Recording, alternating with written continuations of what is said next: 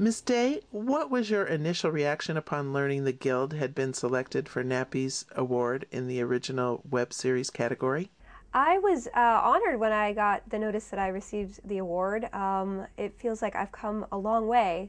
About 2.5 years ago, I started shooting a web series in my garage, and now I'm being honored by one of the most traditional media organizations there is. So it's definitely an honor.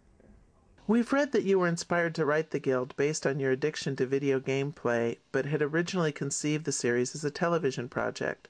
What caused you to launch it as a web series instead? Yeah, so I wrote the Guild as a half-hour pilot. I've been an actor for many, many years in Hollywood, and always working, but never getting like a big breakout role, but working all the time. And I decided in my downtime between jobs, I would write something. And I heard some very good writing advice that said, write what you know. And since I was a very small child, I've been a big gamer. That's what I did. I was homeschooled, so all my spare time was taken up by gaming. And I had recently had a very big addiction to World of Warcraft, which is an online role-playing game, and I had quit as a kind of life do-over. And I thought, well, there's so many interesting characters that I know from online gaming. Why don't I write a show about it? And I wrote it in a half-hour pilot format. And when I showed it to people, they said it was really funny. They didn't understand a lot of it, but it was funny. But they couldn't make something this specific for TV. And they recommended that I write a spec script for a half-hour comedy that was already on the air to get on staff. And I said, well, that's not really what I want to do. I want to tell this story. So my producer, Kim Evie, she helps me do the Guild, and she had done some viral hits on YouTube, just one-off sketches that turned into a small series. And she said, we should just do this for the internet, because that's where the people who you're talking about and to are. So we just started breaking up the script into 3 to 5 minute episodes, and funded it completely on our own. And that's where we are today. We come a long way, baby. You created and write the series as well as co-star, but was it difficult initially to convince other actors as well as directors and producers to get involved in the project? It wasn't particularly hard to get people to do the project. I reached out to my friends who had had been working in the industry, so they knew their way around a set. They knew how to structure a shoot. They knew how to act in front of the camera. A lot of, like I said, my producer Kim Evie had done a lot of viral hits on YouTube before we started. So it was almost an experience like, let's get together and play. We were not going to make a lot of money off this. We had no aspirations. We just wanted to, tell the story. And I wrote a couple of the parts for my co-stars Sandeep Parikh and Jeff Lewis, because we did improv together. And then Kim and Jane, we were in a group together, kind of a Hollywood support group together. So when you have a project and you have a lot of passion for it, it's not particularly hard to get people on board to make it with you, because the barrier to entry is so low on the internet. That's the great thing. If you know how to light a little bit, and you know how to do a little production design and act, you can make a really good production and take it directly to your audience on the internet. That's kind of I think a revolution. What are the biggest differences in producing an original series for the web versus a broadcast television series? The challenges for producing web content are many. The biggest one is probably budget. We were lucky to get a distribution deal with Xbox and Microsoft, with Sprint sponsoring us overall. So that's kind of a dream come true for a web series, to find that kind of sponsorship and distribution model. But initially we definitely we did it on our own, and we couldn't afford to do more than a couple episodes.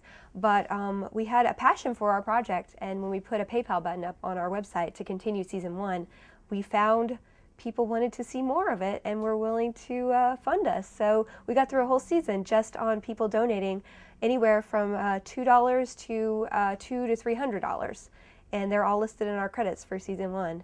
So we were able to make what we wanted to make because people wanted to see it. It's kind of a very simple model, but not very common.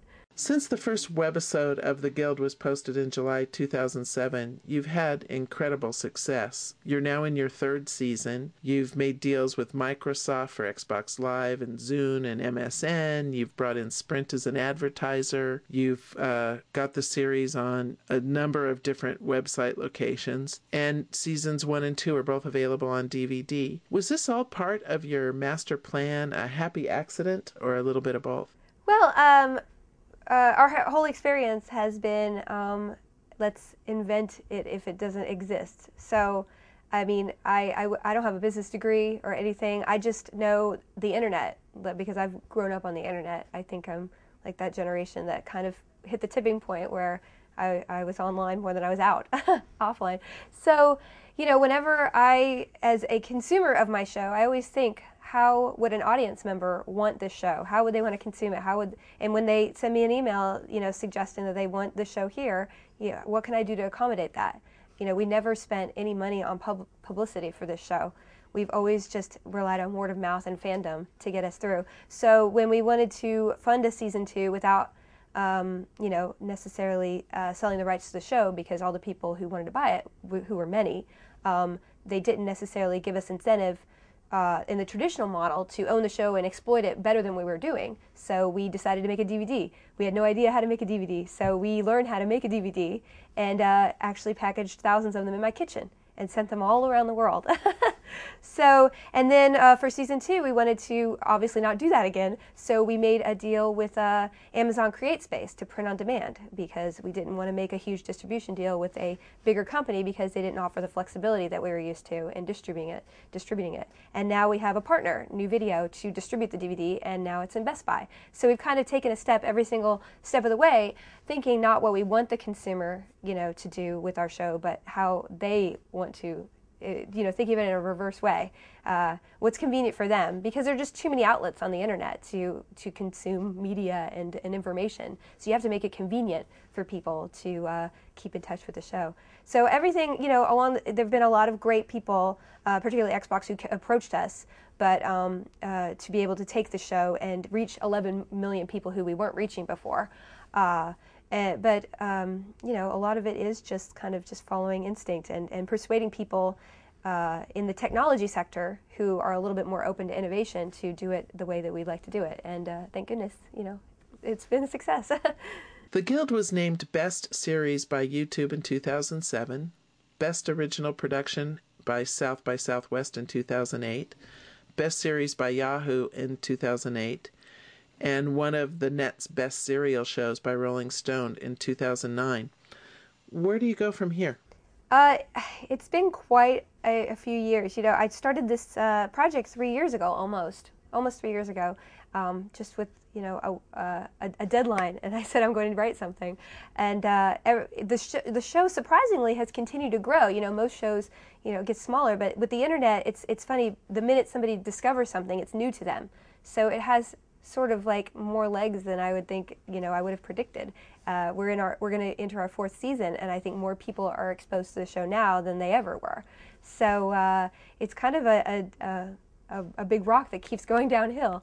For me as a creator, you know, I write everything in the Guild, and I star in it, and I co-produce it and do almost all the marketing and things. You know, I'm eager to duplicate the Guild as a producer in other formats. I think, you know, I was in Dr. Horrible's sing-along blog as well, which is probably the most successful internet content that's ever been produced, and it won an Emmy, and it was an amazing phenomenon.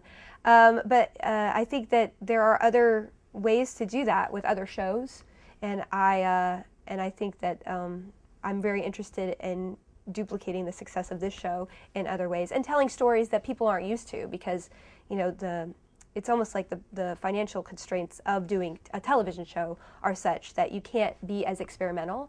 But I think with you know, with Apple and Microsoft and Google, all the new technology that is coming out this year, you know, the ways that you can get content are completely flipping on their head. I think, you know, as far as format and distribution, there's a big revolution that's going to happen, and I just want to be part of that in making things for people outside, you know, that they aren't used to seeing.